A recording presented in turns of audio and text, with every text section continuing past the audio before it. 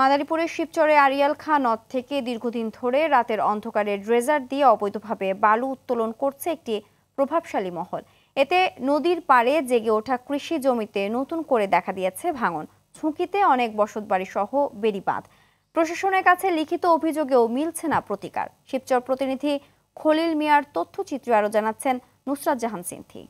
বছর শেষের খুশি নগদে হবে বেশি। নগদ পেমেন্টে নির্দিষ্ট ক্যাটাগরির কেনাকাটায় ৩০০ টাকা পর্যন্ত ক্যাশব্যাক।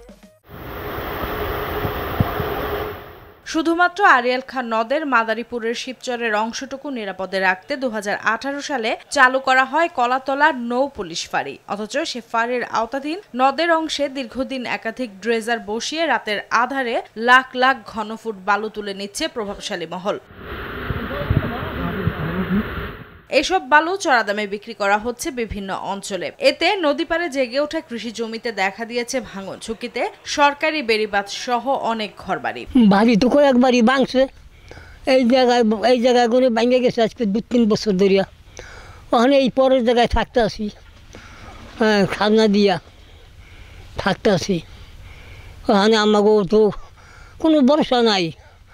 ওই মাড়ি মুড়ি যাই একটু এক পাড়টা জাগতো, ওই ড্রেজারে মাটি কাটতে আছে।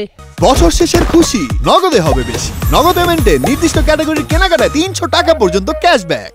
আমাদের বাড়ি এই নদীর মাঝখানে ছিল, তারপর নদীতে ভাঙার পরে আমরা এদিকে পরের জায়গায় আসছি।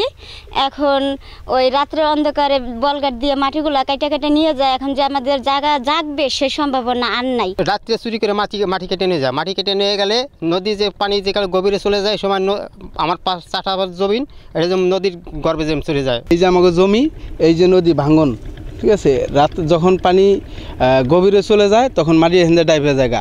থানায় কোনো পদক্ষেপ নিতে, প্রশাসন কোনো পদক্ষেপ নেয় না, ঠিক আছে। প্রশাসন তারা কিনে ফেলাইছে। আর আমাদের তো জমি ক্ষতি হইতেছে, সরকারি বেড়িবাঁধ দিচ্ছে, সেসব ভাঙিয়ে দিতেছে গা। এটা পুলিশে মনে করেন আসে কিন্তু কিছু বলে না। স্থানীয়দের অভিযোগ, বালু তোলার কারণে বেড়িবাঁধের একাংশ দেবে গেলে তা মেরামত করে পানি উন্নয়ন বোর্ড। পরে গত ১৮ ডিসেম্বর রাতে বালু তোলার সময় ড্রেজার ও বাল্কহেড জব্দ করে গ্রামবাসী। বালু উত্তোলন বন্ধে প্রশাসনের নেই কোনো পদক্ষেপ। দরখাস্ত দিছি এসিলেন্ট বরাবর, ডিসি বরাবর, এবং টিউন বরাবর, থানা বরাবর। আমাদের এই দরখাস্তর অনুযায়ী তারা কার্যক্রম করে নাই। আজকা সরাসরি এসিলেন্টের কাছে গেছি, এসিলেন্ট লিখিত দিছে যে থানায় ব্যবস্থা নেওয়ার জন্য এবং সেনাবাহিনীর ব্যবস্থা নেওয়ার জন্য। সেনাবাহিনীও ব্যবস্থা সঠিকভাবে নেয় নাই, থানাও সঠিকভাবে ব্যবস্থা নেয় নাই। অনলি 2জন পুলিশ পাঠাইছে, তারা এই পরিস্থিতি দেখে রাত্রে চলে গেছে।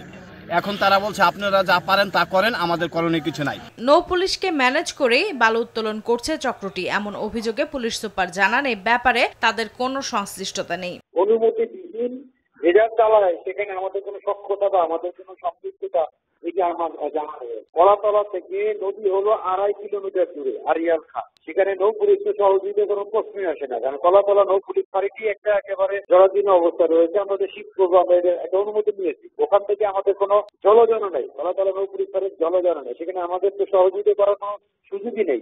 অন্যদিকে গ্রামবাসী একটি অভিযোগপত্র উপজেলা নির্বাহী কর্মকর্তার কাছে জমা দিয়েছে। দ্রুত ব্যবস্থা নেওয়ার আশ্বাস দিয়েছে জেলা প্রশাসন। অবৈধ বালু উত্তোলনের বিরুদ্ধে জেলা প্রশাসন এবং উপজেলা প্রশাসন যথেষ্ট কঠোর রয়েছে এবং আমাদের অন্যান্য উপজেলার মতো শিবচর উপজেলাতেও আমরা নিয়মিত অভিযান পরিচালনা করছি। আমাদের উপজেলা নির্বাহী অফিসার বা এক্সিলেন্ট সেখানে অভিযান পরিচালনা করছেন। এক্ষেত্রে আমরা বলতে চাই যে আসলে অবৈধভাবে বালু উত্তোলন করার চেষ্টা করলে আমরা তাদের বিরুদ্ধে মোবাইল কোর্ট আইনে মামলা দায়ের সহ অন্যান্য প্রয়োজনীয় ব্যবস্থা গ্রহণ করব। শিবচরের আরিয়াল খাঁ পাড়ের ঘরবাড়ি ও বেড়িবাঁধ রক্ষায় দ্রুত ব্যবস্থা নেওয়ার দাবি স্থানীয়দের।